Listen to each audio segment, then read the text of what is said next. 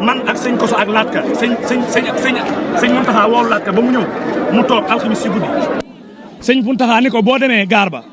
bu laal fenn fu nit di nekk di liggéey bu dul dëgg tale laay waxee nañ ma woo sëñ Muntaxa nii bu kenn laal kenn fu muy liggéeyee di fa daan dooleem man maa ko fekkee man la ko sëñ Muntaxa wax daan ni ko Abdou Lahat ba muy ñaari yoon mu ne ko bu kenn laal foofa keroog bi ñu génnee Abdou Lahat Ka wax ne nañ dem fay leen seeni téléphone ñu dem Dakar bañ def li ñuy def ay ñi dénk dëkk bi dañuy not nit ñi di leen def lu leen neex di jaar ci seen kaw ñi am doole di am doole ñi néew doole di gën a am doole te lii ma wax sëñ Muntaxa ko wax mu dugg sama nopp du ma ko fenal keroog dana Laat Ka bu kenn laal fu nit di nekk